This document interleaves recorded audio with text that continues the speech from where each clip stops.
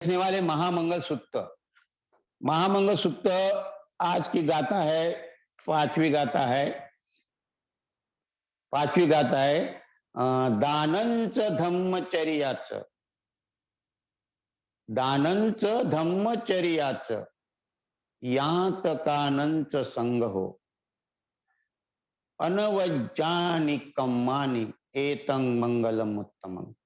अर्थात क्या कहते, दानंच दान करना और धम्माचरण करना ये श्रेष्ठ मंगल है। क्या कहते हैं, ये श्रेष्ठ मंगल है, दान करना धम्माचरण करना। और क्या कहते हैं, यातकानंच संग हो।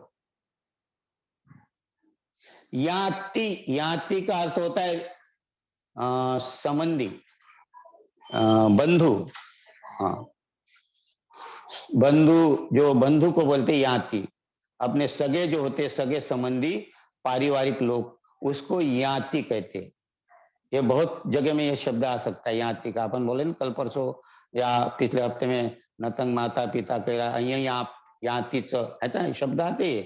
तो हमें ये समझना है कि याति माने संबंधी, सगे संबंधी, रिश्तेदार, नातेवाईक, जिसको कहते रिलेटिव। तो यहाँ कहते संग हो, अर्थात उनके साथ में हम परिवार में रहकर हमें दान करना चाहिए, धम्म का आचरण करना चाहिए। ये श्रेष्ठ मंगल है।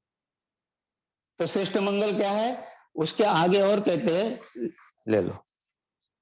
हाँ, तो आप उनके आगे कहते हैं अनवज्जानी कम्मानी।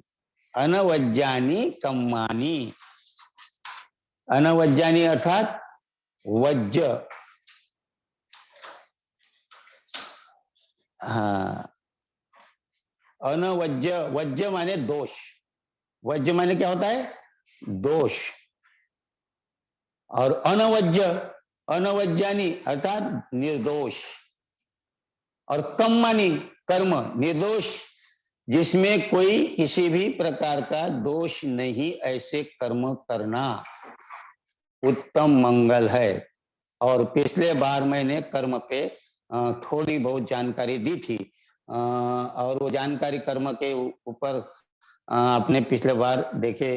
तो इस बार भी कर्म, धम्माचरण समझने के पहले, दान समझने के पहले हमें कर्म को थोड़ा और जानते हैं। तो कर्म ये बुद्ध के पहले नहीं थे, बुद्ध के पहले कोई इसको जानते नहीं थे। कर्म थे, लेकिन बुद्ध के पहले किसी का इसके ऊपर ध्यान नहीं था। बुद्ध ने कहा कर्म, इसके पहले किसके ऊपर ध्यान था उनका, आत्मा पर ध्यान था। आत्मा, और आत्मा सर्वश्रेष्ठ है।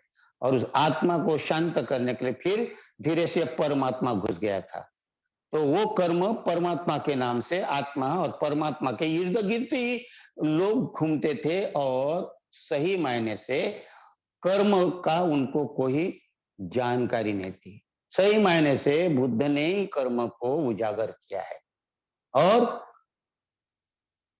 उसके बाद फिर अगर देखा जाए तो उसके बाद ही दूसरे भी धर्म वाले कर्म को अपने अपने ढंग से बताने लगे। लेकिन बुद्ध ने जो बुद्धिज्म में जो कर्म बताते हैं, और अन्य धर्मों के कर्म में फर्क है, बहुत फर्क है। तो इसलिए कर्म हमें समझना जरूरी है।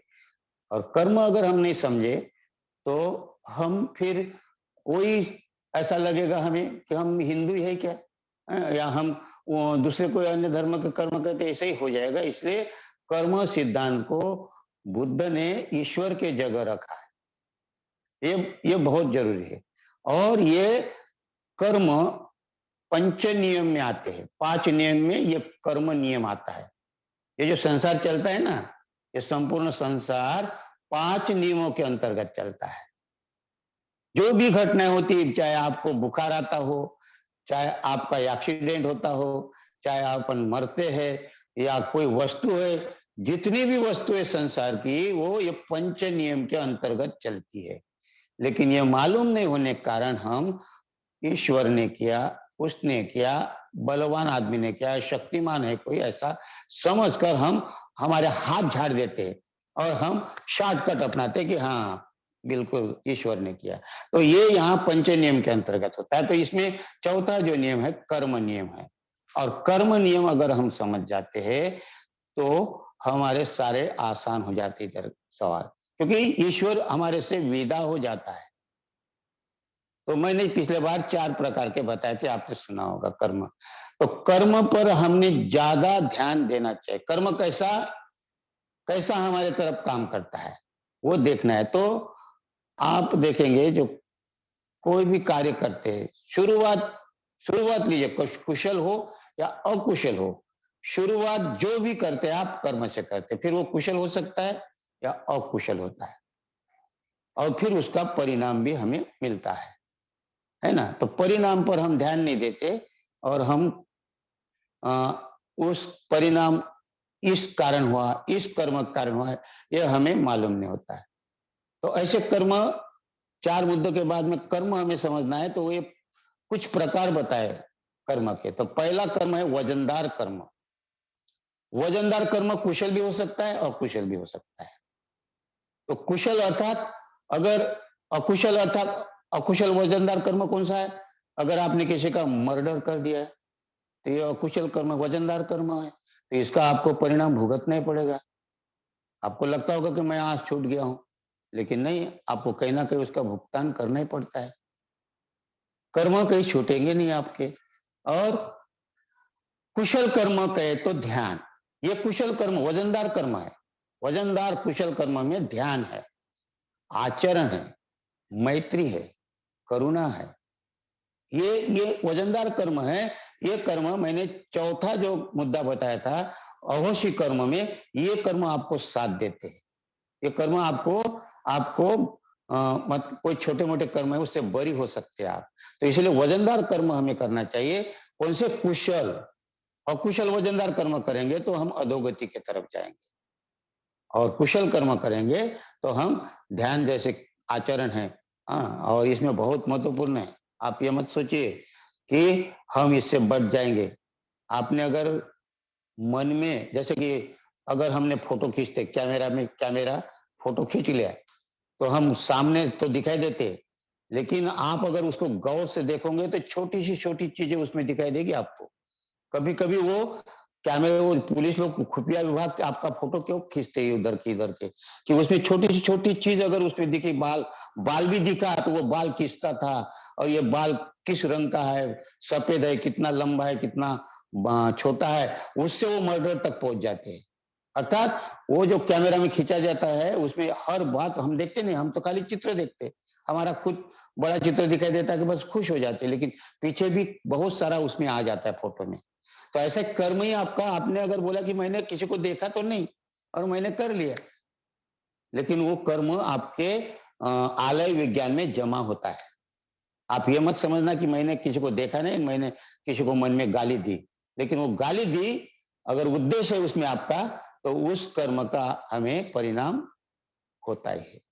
होगा ही, वो आज नहीं होगा, कल नहीं होगा, वो कालांतर में होगा, कभी भी होगा। तो ये कर्म का हमें ध्यान रखना है। तो ऐसा कहते हैं कि आप जब मरते हैं, ऐसा विद्वानों का कहना है, तो मरते समय हमें सब उस समय चित्र दिखाई देते हमारे सामने कि मैंने क्या क्या किया, और मैंने क्या क्या कैसा कैसा कृति किया, ये सब दिखाई देता है। जैसे हम पिक्चर देखते हैं ना सिनेमा घर में जाकर, और सिनेमा घर में जाकर जैसे देखते हैं, और 3 घंटे जो चित्र देखते हैं, इसी प्रकार, या अभी हम लोग एक दूसरे को देख रहे हैं, इसी प्रकार मरते समय लोगों को तो लगता है मरते जा रहा है, पानी पिलाओ, उसको कुछ भी कराओ, बेहोश हो गया, अब मर गया, नाड़ी ठंडी हो गई, ऐसा कहते हैं ना। लेकिन उस समय आप पिक्चर देखते रहते, कहते हैं, विद्वान कहते हैं ऐसा। हाँ, तिब्बती ने एक बुक कहता है कि उस समय आप अपना चित्र देखते क्या क्या किया, और फिर मरते, है ना, जो भी हो। लेकिन इसीलिए कर्म क्या क्या किए ना, ऐसे अभी याद नहीं रहेगा आपको, लेकिन उस समय सब याद रहता है, ऐसा याद होता है, ऐसा कहते हैं कि मैंने क्या किया। तो आप वजनदार कर्म करेंगे तो आप कुशलता की तरफ बढ़ जाए, सुख की तरफ है। इसलिए वो क्या कहते हैं, दूसरी गाथा क्या मैंने पिछले बार बताया था कि सुख की तरफ जाओगे, अच्छा कर्म करोगे। तो वजनदार कर्म। दूसरा है आदतीय कर्म। और आदत ये माने हमारे आदत के अनुसार कर्म करते हैं हम भलाई सुनते लेकिन आदत हमारी ऐसी बनी रहती है, बचपन से हम आदत पड़ी है। हाँ, बहुत सारी आदतें रहती है हमारे, गुनगुनाना है, किसी को गाली देना है, किसी की चुगली करना है। हाँ, ये जो है ना आदतें हमें दिखाई नहीं देती ना, हमको ऐसा लगता है कि हमने बहुत अच्छा काम किया, चुगली की है ना, तो बहुत अच्छा काम किया है। उसको छोटा समझा दिया, हाँ, कुर्सी के लिए खींचातानी कर रहे हैं। ये जो कहते हैं आदत, हमारी आदत बन रहती है। किसी को क्या है, सीटी बजाने की आदत रहती है, किसी को पैर हिलाने की आदत रहती है, किसी को बड़बड़ करने की आदत रहती है। तो आदतीय कर्म भी हमें छोड़ते नहीं है। खाली वो शराब पीना ये आदत नहीं होती है। हाँ, ये शराब पीना या कुछ नहीं, बहुत सारी आदत होती है, हमारे पैसे कमाने की आदत होती है। और जब पैसे कमाने की आदत होती है तो हम दूसरे को देखते ही नहीं कि हम दूसरे को क्या कर रहे हैं। हमें कुछ ऐसी चीजें खाने की आदत होती है, उस खाने की चीजें अगर हमें नहीं मिलती तो हम उसके लिए किसी का दिल दुखाकर भी लेते हैं। छीनने की आदत होती है, चोरी की आदत होती है, छीना झपटी की आदत होती है, डाकू जिसको कहते हैं डकैती की आदत होती है। ये सब प्रकार की हमें आदत ये कर्म, लेकिन हम उस समय देखते ना, देखा जाएगा क्या होगा। हाँ, तो इस प्रकार ये कर्म है। और इसीलिए बुद्ध कहते हैं अवज्य वज्य मत्तिनो वज्रता वज्य दस्सिनो। धम्मपद में क्या कहते हैं, अवज्य वज्य मत्तिनो वज्रसा वज्य दस्सिनो। अर्थात जो वज्य माने दोष पूर्ण कर्म, हाँ, और अवज्य माने अदोष निर्दोष। हमारा मन निर्दोष रहता है ना। पहले शुरू में अगर बचपन से देखे तो निर्दोष होता है, फिर धीरे धीरे उसमें शाप पड़ते जाती है और वो दोषी बनते जाते हैं। तो दोषपूर्ण कर्म मतलब गलत कर्म, जो गलती से जो गलत अकुशल कर्म करते हैं। तो बुद्ध क्या कहते हैं यहाँ कि जो निर्दोष कर्म होते हैं उसको करते नहीं है, और दोषपूर्ण कर्म करते हैं। दोषपूर्ण कर्म की हम स्तुतिगान करते हैं, हाँ? और जो दोषपूर्ण कर्म है उसको हम कर, दोषपूर्ण कर्म है उसको क्या कहते हैं हम लोग, निर्दोष बता देते कि ये निर्दोष है। दोषपूर्ण जो कर्म होते हैं उसको ये निर्दोष है। जैसे कि उदाहरण के लिए गंगा स्नान करना, नहाना, ये बोलते हैं बाप रे बहुत अच्छा कर्म है, धार्मिक कर्म है कहते हैं। नहाए बगैर, नहाए धोए बगैर अगरबत्ती नहीं लगाना चाहिए बुद्ध के पास में, बाबा साहब के पास में अगरबत्ती नहीं लगा, बिना नहाए लगाने से पाप पड़ता है। हाँ, यही हम क्या कहते हैं, ये जो हम भगवान का नाम लेकर कहते हैं या धार्मिक कहते हैं कि जो दोष उसमें निर्दोष और दोष ये हमें समझ में नहीं आता, हम कहते नहीं नहीं ये अच्छे कर्म है। और इसीलिए हम क्या कहते हैं बुद्ध यहाँ क्या कहते, बहुत ही सुंदर कहते हो, लज्जिता लज्जंती लज्जिता ये न लज्जरे, मिच्छा दिट्ठी समाधाना सत्ता गच्छन्ति दुर्गति। और इसीलिए सत्ता माने संसार, गच्छन्ति माने जाती है, और किधर दुर्गति की तरफ, दुर्गति, सत्ता गच्छन्ति दुर्गति, अर्थात ये संसार दुर्गति की तरफ जाता है। क्योंकि अलज्जिता है, लज्जंती जिसमें लाज लगना चाहिए, जिसमें लाज जिसमें शर्म लगना चाहिए कहते बुद्ध, उसमें शर्म नहीं लग करते, बेशरम बनते हैं। हाँ, तो जिसमें बेशरम रहना चाहिए उसमें शर्म नहीं, शर्म करते हैं। हाँ, जिसमें शर्म लगना चाहिए उसमें बेशरम बनते हैं। तो इस प्रकार ये भी कहते हैं अवज्य वज्य मत्तिनो, अर्थात हम जो अवज्य माने जो निर्दोष है, हाँ, दोष रहित कर्म है, उसको हम कहते हैं कि नहीं ये दोषपूर्ण कर्म है। हाँ, कई बार ऐसे कहते हैं नहीं ये दोषपूर्ण कर्म है, जहाँ दोष नहीं, अर्थात ऐसा हिंसा नहीं करना, मारना पात वेरमणि, हिंसा नहीं करना। तो बहुत सारे लोग यहाँ क्या अपील देते हैं, स्पष्टीकरण देते हैं कि वहां क्या कहते प्राणी हिंसा नहीं करना, है ना। तो प्राणी हिंसा नहीं करना खाने के लिए थोड़ी मना किया है, तो हम लोग यहाँ क्या रास्ता निकाल देते हैं हमारा, है ना। लेकिन वो क्या है, अगर आप मैत्री भाव नहीं करोगे तो मैत्री से किसी प्राणी को मारने की इच्छा नहीं होगी ना।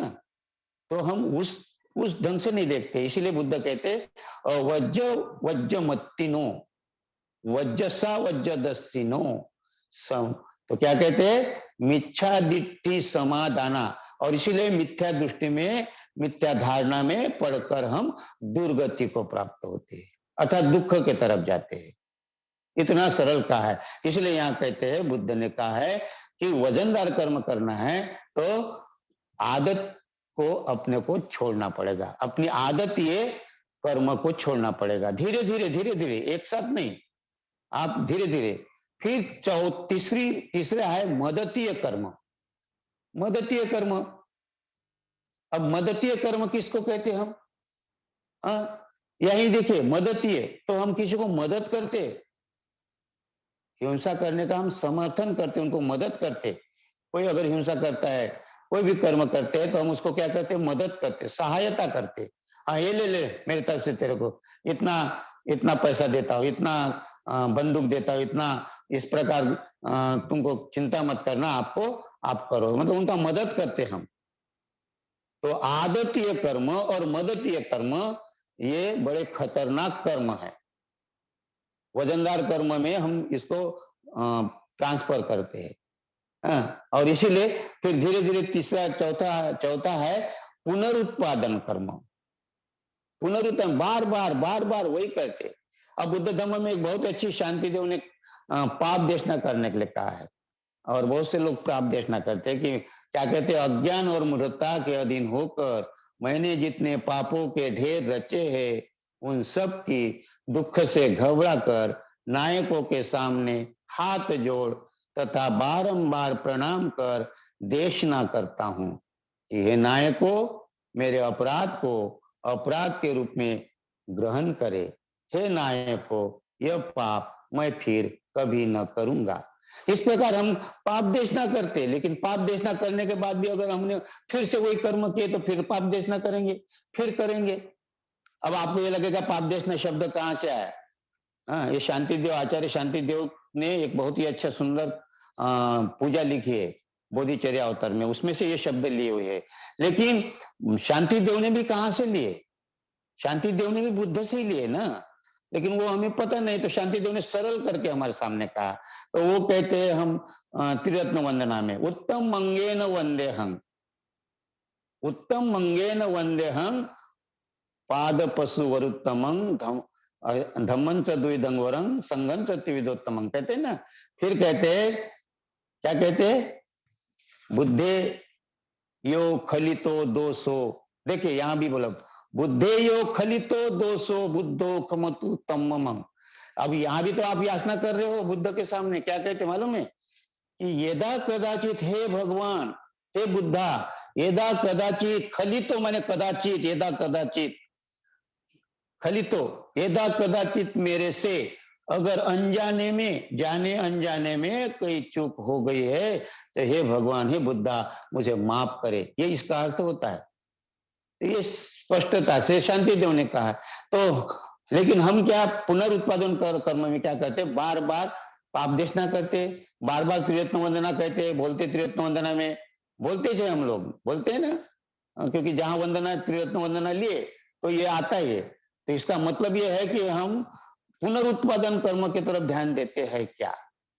हमें देखना पड़ेगा। जब हम वंदना करते हैं, जब हम कमिटमेंट करते हैं कि उत्तम मंगे न वंदे हम, अर्थात इतना सुंदर अंग से, इतना सुंदर ढंग से बुद्ध ने जो धम्म बताया है, और सारे धम्म सारे अंगों से श्रेष्ठ है, और बुद्ध भी श्रेष्ठ है। ऐसे बुद्ध के द्वारा जो शिक्षा आई है, वो शिक्षा की मैं, उस शिक्षा को सामने रखकर, साक्षी रखकर क्या कहता है कि मैं जो पाप किया हूं, उस पाप को मैं अब कभी नहीं करूंगा। खली तो यदा कदाचित मेरे से कोई गलती होती है तो बुद्ध मुझे माफ करे। हालांकि बुद्ध माफ करने वाले नहीं है, क्योंकि आपके अंदर का जो बुद्ध है वो जागरूक होता है और वही आपके काम में आता है। लेकिन हम क्या है कि पुनरुत्पादन कर्म में ध्यान नहीं देते। बोलना आसान है, लेकिन अगर हम एक एक कर्म अगर हमारे देखे तो हमारे इसमें पुनरुत्पादन नहीं होंगे। ऐसा कहते हैं ना, गलती करो 1000 बार, क्या कहते हैं, गलती करो 1000 बार, लेकिन वही वही गलती मत करो बार बार, है ना। लेकिन हम क्या कहते हैं यहाँ कि होते हैं कि हम सारी उम्र भर हम गलती करते रहे, उम्र भर हम गलती करते रहे और धूल थी चेहरे पर, आईना साफ करते रहे, ये हमारा हाल है। तो पुनरुत्पादन कर्म हम, इसीलिए बुद्ध कहते हैं कि वज्जच्च, क्या कहते हैं, वज्जच्च वज्जतो यत्वा अवज्जच्च अवज्जतो, क्या कहते हैं बुद्ध, वज्जंच वज्जतो यत्वा, यत्वा माने जानना, वज्ज माने दोष, क्या कहते बुद्ध यहाँ, वज्जंच वज्जतो यत्वा अवज्जंत अवज्जतो समाधिठि समादाना सत्ता गच्छन्ति सुगति, क्या कहते हैं, सुगति को समाधिठि समाधाना, अर्थात सम्यक दृष्टि के तरफ जाते आप, सम्यक दृष्टि के, पहले क्या है, मिथ्या धारणा में जाते थे, अब यहाँ सम्यक दृष्टि में जाकर आप सुगति को प्राप्त होते। कब प्राप्त होते, जब आप दोष, ये दोषपूर्ण कर्म है, ये दोष, ये अदोषपूर्ण निर्दोषपूर्ण कर्म है, तो दोषपूर्ण कर्म नहीं करना है, निर्दोष जो कर्म है उसको करना है। ये जब आपको स्पष्टता आती है तो आप सम्यक दृष्टि प्राप्त होकर आप सुगति को प्राप्त होते। ये गाथा कहती है वज्जन से वज्जतो यत्वा, अर्थात जब आप दोषपूर्ण कर्म को दोषपूर्ण कर्म समझते हैं और निर्दोषपूर्ण कर्म को निर्दोषपूर्ण कर्म समझते हैं और निर्दोष कर्म करते हैं, तब आप सम्यक दृष्टि को प्राप्त कर सुगति को प्राप्त होते हैं। तो इसलिए हमें क्या कहती है गाथा, क्या कहती है महामंगल की गाथा, क्या कहती है, अनवज्जानी कम्मानी, तो हमें निर्दोष कर्म करने से हम श्रेष्ठत्व तक जा सकते हैं, इसीलिए ये श्रेष्ठ मंगल है। और इसीलिए हमें बुद्ध यहाँ कहते हैं कि हमें वजनदार कर्म, कुशल कर्म करना चाहिए, मदतीय कर्म नहीं करना चाहिए, आदतीय कर्म नहीं करना चाहिए, पुनरुत्पादन कर्म नहीं करना चाहिए। और उसके बाद में और क्या, प्रतिरोधक कर्म का है, प्रतिरोधक कर्म। अब प्रतिरोधक कर्म बहुत ही अच्छे होते हैं। प्रतिरोध कर्म का अर्थ क्या होता है, आपने देखे होंगे जो बच्चों को टीके लगाते हैं, डॉक्टर लोगों को मालूम है, बच्चों को क्या है, टीकाकरण करते हैं। टीकाकरण क्यों करते हैं, कि उनको कोई बीमारी ना हो आगे, है ना। तो जैसे कि क्या बोलते हैं यहाँ अपना ये जो क्या कहते हैं इसको, क्या कहते हैं हमारे जो गल घोटो क्या बोलते हैं इसको, है ना। तो बीसीजी का क्या क्या टीका लगता है, नहीं क्या, खसरा का लगता है, मिजल लगता है, पोलियो का टीका लगता है। ये जो टीके लगते हैं ना, ये क्यों लगते हैं टीके, ये पहले से टीके लगते हैं। क्यों टीके लगते हैं पहले से, इसीलिए कि वो बीमारी ना हो, उनको आगे चलकर वो बीमारी से वो बच सके, इसीलिए उसको टीका लगाते, इसको बोलते प्रतिरोधक टीके। और ऐसे बहुत सारे टीके निकले, अभी कोरोना का भी टीका लगा है बहुत सारे लोगों का, है ना, डोज लगे। वो किस लिए लगा है, कि कोरोना भी ना हो सके, है ना। तो ये प्रतिरोधक टीके लगाने से वो बीमारी से हम थोड़ा बचने की कोशिश करते, है ना। तो यहां भी ये प्रतिरोधक कर्म हमें करना चाहिए। तो कैसे करना चाहिए, तो हमें अगर ये हिंसा करना है तो पहले हिंसा नहीं करना चाहिए, प्रतिरोधक टीका लगाओ। और यहां हिंसा करने का प्रतिरोधक टीका क्या है, मैत्री। अगर लोभ है हमारे में, है ना, लालच है, तो हमें यहाँ कौन सा टीका लगाना चाहिए, दान का टीका लगाना चाहिए। दानंच धम्मचर्या कहते, है ना। अगर हमारे में लोभ है, लोभ करना है, हमारे चोर वृत्ति है, तो हमें वहां कौन सा टीका लगाना चाहिए, दान का टीका लगाना चाहिए। देश, अगर हमारे मन में क्रोध है, ईर्ष्या है, जलन है, गुस्सा है, स्पर्धा है, अगर यहाँ मैत्री का टीका लगाए तो क्रोध ही खत्म हो जाएगा, देश ही खत्म हो जाएगा। सीधा सीधा गणित है, सीधा सीधा उदाहरण है।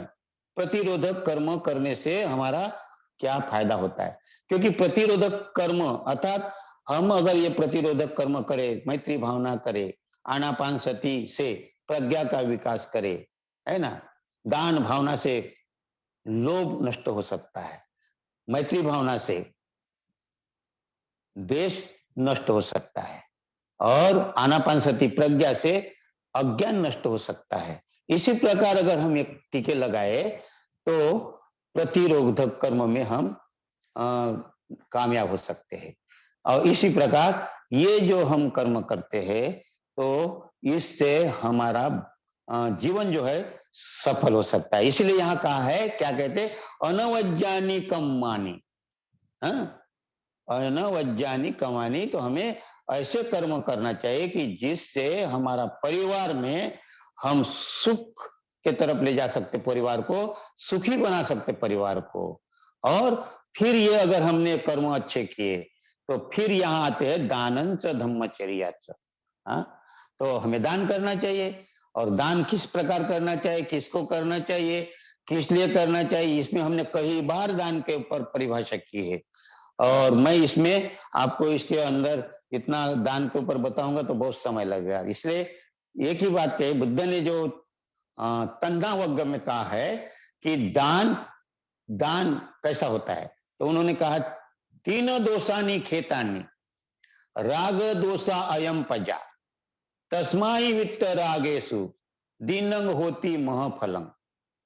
बुद्ध कहते तन्ना वर्ग में क्या कहते, तीन दोषानी खेतानी, खेत खेत में हम जो जमीन है वो जमीन को हम नांगरते हैं, नांगर करते हैं, उसमें मशक्कत करते हैं, अच्छा फसल के लिए सब उपज निर्माण करते हैं। उसके बाद भी उसमें तन अर्थात कचरा निर्माण होता है कि नहीं। आप फसल डाल रहे हो, बीज डाल रहे हो, हाँ, लेकिन उसके बाद भी उसको नांगर जो भी करते मशक्कत करते उसकी, उसके बाद भी उसमें फसल तो रहती है लेकिन उसमें निंदन करना पड़ता है हमें, अर्थात उसमें कचरा, हाँ, कचरा खरपतवार ये कहां से आता है, आता ही है। तो इसीलिए क्या कहते बुद्ध कि ये जो खेत का दोष है वो कचरा, तीन दोषानी अर्थात दोष क्या है, खेत का दोष है कचरा। तो कचरे को बार बार साफ करना पड़ता है, तब वो फसल अच्छी आ सकती है। अगर आपने वो कचरा नहीं निकाले तो फसल दब जाएगी, नष्ट हो जाएगी। तो इसीलिए कहते हैं तीन दोषानी खेतानी राग दोषा। तो ये राग नाम का जो कचरा है, फसल को बुद्धत्व की फसल निर्माण करने के लिए जो अड़थड़ा है, अड़ंगा है, वो क्या है, राग। राग मतलब लोभ। तो लोभ को हमें खत्म करना पड़ेगा। तो उसको लोभ को दान का टीका लगाना पड़ेगा। दान का ऐसा कुछ तो भी हमें तन को निकालने के लिए उसको क्या करना पड़ेगा, वो मात्रा दान की मात्रा बढ़ाना पड़ेगी हमें, और तब वो तन का जो कचरा है निकल जाएगा। तो क्या कहते बुद्ध यहाँ, अगर कोई राग से लोभ से अगर देता है दान तो वो दान नहीं है। तीन दोषानी खेतानी राग दोषा अयम पजा, पजा माने संसार, पजा माने जनता, प्रजा। तो राग से अर्थात लोभ से अगर कोई दान देता है, लोभ से मतलब कतरा, मेरा नाम पेपर में आना चाहिए, अखबार में आना चाहिए, मेरा नाम अखबार में आना चाहिए, इसलिए दान देते लोग। मेरा नाम फूल देना चाहिए किसी ने मेरे को, मेरा सम्मान होना चाहिए इसलिए देते। तो आपका कहीं ना कहीं लोभ रहता है उसमें, और मेरा नाम होना चाहिए इसलिए, या मेरा इनकम टैक्स बचाना है, मेरा जो भी है उसके नाम से अगर आप देते हैं तो दान दान नहीं है। तीन दोषानी खेतानी राग दोषा अयम पजा तस्माही वित्त रागेशु दीनंग होती महाफलंग। इसका कोई फल नहीं होता। अगर आपने लोभ से, अगर आपके मन में लोभ होकर अगर आप नाम के लिए, नाम कमाने के लिए दे रहे हैं, भला ही किसी का भला हो ना हो, लेकिन मेरा नाम होना चाहिए, मैंने अमुक अमुक इतना पैसा दिया, मैंने इतना इतना इस संस्था को पैसा दिया, मैंने इतना इतना इनको दान किया, ये अगर आपको नाम करना है, लोगों को समझ, लोगों को क्या है, लोग तो नाम की दान की लिस्ट लिख देंगे आपके नाम से अगर आप दान देते रहेंगे तो, लेकिन उसका कोई फायदा नहीं। और इसी प्रकार दूसरा कहते तीन दोषानी खेतानी दोष दोषा अयम पजा। और कोई अगर देश से, देश पूर्ण रहकर अगर दान देता है तो वही दान दान नहीं है, ये भी समझना है हमें। अर्थात उसमें द्वेष भी नहीं होना चाहिए, क्रोध में भी नहीं। कोई आ गया मांगने के लिए, अरे बार बार आता है, दे दो ना इसको दान, हटाओ बला हटाओ। मन में क्या रहता है, देश रहता है, देना नहीं रहता, मन में देश आता है, फुकट बार बार आता है, दे दो इनका बला टालो।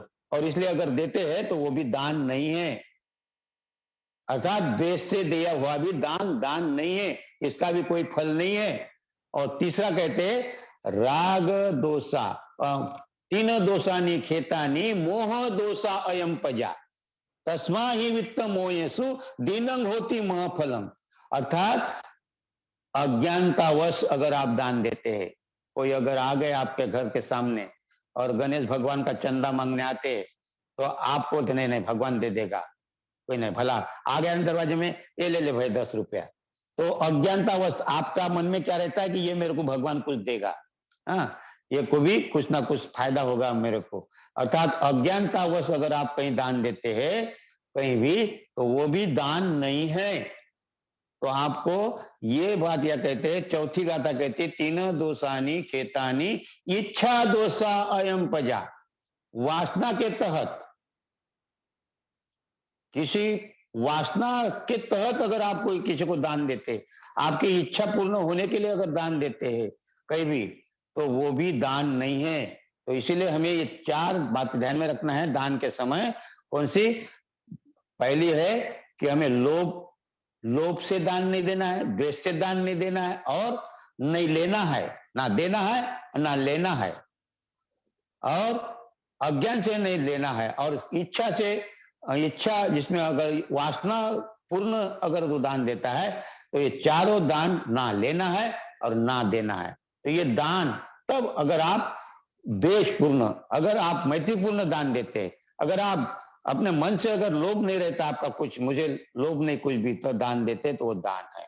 तो इसीलिए ये धम्मा का आचरण, यही धम्म है। तो इसीलिए बुद्ध क्या कहते हैं, दान को क्या कहते हैं, सबसे बड़ा धम्म का आचरण दान है। कैसा? सब्ब दानंग धम्म दानंग जिनाति। सभी दानों में श्रेष्ठ धम्म का दान है। और ये धम्म का दान अर्थात धम्म आचरण है। यहाँ आप दान अगर दे तो आपकी मैत्री विकसित होती है। आपकी मैत्री अगर विकसित होती है तो आपका द्वेष नष्ट होता है। आपका द्वेष अगर नष्ट होता है तो आपकी करुणा निर्माण होती है। और आप अगर करुणा निर्माण होती है तो आप संतुष्ट जीवन जीना शुरू करते हैं। और जब आप संतुष्टि का पालन, संतुष्टि जीवन, समाधानी जीवन में आते हैं, तो धीरे धीरे धीरे आप ब्रह्म विहार में प्रवेश करते हैं। और ये है धम्माचरण। धम्माचरण माने मैत्रीपूर्ण कर्म करना। धम्माचरण माने मुक्त हस्ते दान करना। धम्माचरण माने शांति संतुष्टि का पालन करना। धम्माचरण माने नित्य सत्य बोलना। और धम्माचरण माने स्मृति रखकर जागृति पूर्वक कोई भी कार्य कृति करना है, अर्थात कर्म करना है तो जागृति पूर्वक करना है। तो ये अगर हम लोग निश्चित करते तो निश्चित ही हम समझो कि हमारा जो क्या कहते हैं, जो महामंगल की गाथा कहती है, क्या कहती है, दानंच धम्मचर्याच, है ना, दानंच धम्मचर्याच, यातकानंद संग, अपना परिवार, यातक माने सगे संबंधी सही, है ना, सभी के लिए कहा है कि दान करना, धर्माचरण करना, अपने परिवार का, सगे संबंधी का ध्यान रखना, एक दूसरे को मदद करना, और ऐसे कर्म करना कि जो निर्दोष कर्म है, जिसमें कोई पाप नहीं, जिसमें कोई अकुशल नहीं, ऐसे कर्म का करना, अर्थात अनवज्जानी कर्म। और कर्म माने हमने आपके सामने कुछ कर्म महत्वपूर्ण बताए, ये अगर हम नहीं करेंगे तो हमें क्या करना है, तो हमें उसमें बताए प्रतिरोधक कर्म करेंगे तो हमें क्या करना है। तो इस प्रकार अगर हम अपना जीवन यापन करते हैं तो निश्चित ही बुद्ध ने जो शिक्षा दी है ये हमें निर्वाण तक ले जा सकती है। तो बहुत बहुत धन्यवाद, आपने सुना, आपके अंतर्मन को प्रणाम करता हूँ।